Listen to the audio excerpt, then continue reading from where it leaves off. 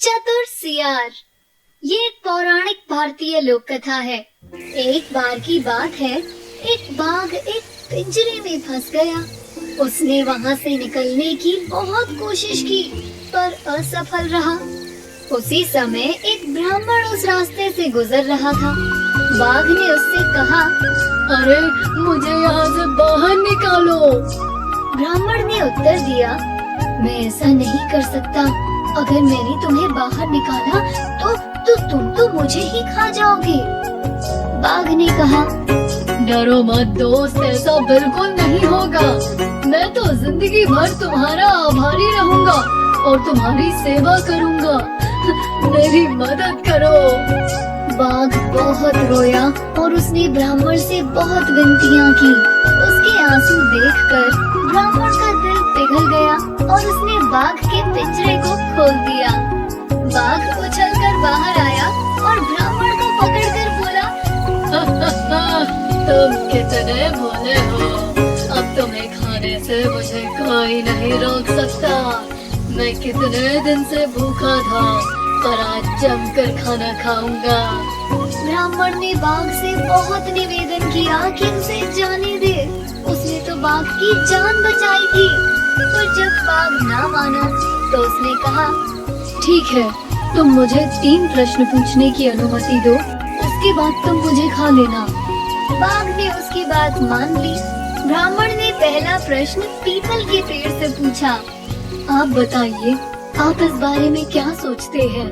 People के पेड़ ने बेरुखी से जवाब दिया, यही तो दुनिया की रीत है। क्या मैंने हर उस व्यक्ति को छाया नहीं दी जो यहाँ से गुजरता है, और बदले में वो मेरी शाखाओं को भेड़ बकरियों को खिला देते हैं। बच्चे की तरह मत रो। तब ब्राह्मण बड़े दुखी मन से आगे गया और उसने एक भैंस को देखा जो कुएं के पहिए को घुमा रही थी। वही प्रश्न ब्राह्मण ने दोबारा भैंस से पूछा तो भैंस ने कहा, ये बहुत बेवकूफी होगी कि तुम किसी को धन्यवाद देने का इंतजार कर रहे हो। मुझे देखो, जबकि मैं इन्हें दूध देती हूँ और ये मुझे खाने को बस कपास के बीज और खली देते हैं। अब ये लोग मुझसे यहाँ काम करवा रहे हैं और मुझे खाने के लिए चारा भी नहीं देते। ब्राह्मण बेचारा अब और भी ज्यादा दुखी हो गया।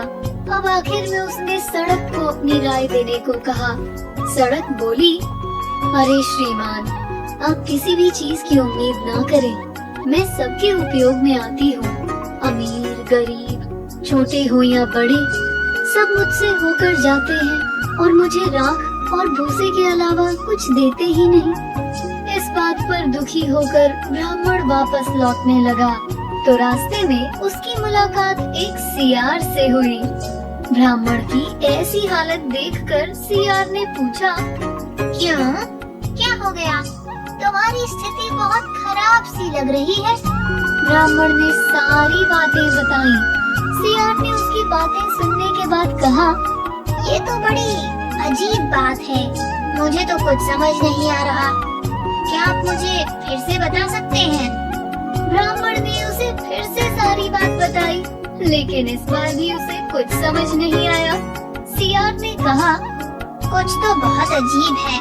मैं खुद उस जगह पर जाकर देखूंगा, शायद तब मैं अपनी राय दे पाऊँ। ब्राह्मण और सियार दोनों पिंजरे के पास पहुँचे।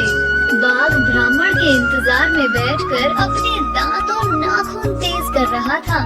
घुर्राते हुए बाघ ने कहा, बहुत समय लगा दिया तुमने।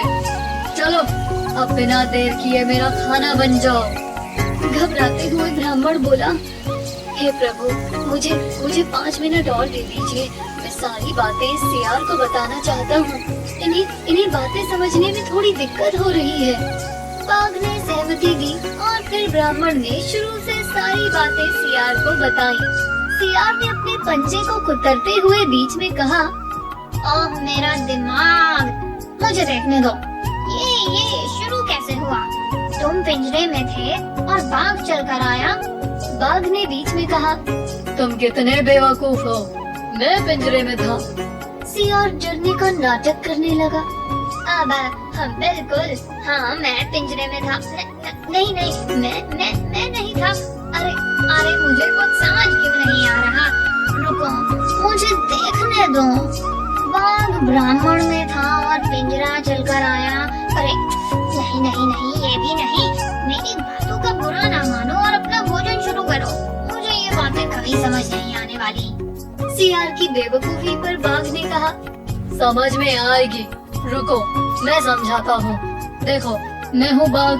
सियार ने कहा, हाँ बिल्कुल। बाघ बोला, और ये है ब्राह्मण। सियार ने कहा, बिल्कुल प्रभु।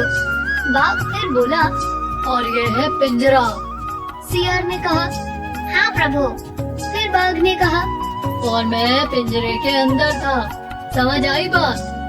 सियार बोला, हाँ नहीं। बाघ ने बेचैन होकर कहा, क्या सच में? सियार ने कहा, वैसे प्रभु आप अंदर कैसे गए? बाघ इस बार गुस्से से बोला, कैसे? जैसे सभी जाते हैं। सियार बोला, ओ मेरा सर फिर से घूम रहा है, कृपया आप गुस्सा ना करें। और सभी कैसे जाते हैं? और इस बात पर बाघ ने अपना आपा खो दिया और कूद के पिंजरे के अंदर चला गया। बाघ ने फिर कहा, इस तरह से अब बात तुम्हें समझ में आई? सियार ने मुस्कुराते हुए कहा, हाँ अब मैं समझ गया। और उसने एक झटके में पिंजरे का दरवाजा बंद कर दिया। और इस तरह सियार ने अपनी चतुराई से ब्राह्मण की जान बाघ से बचा ली।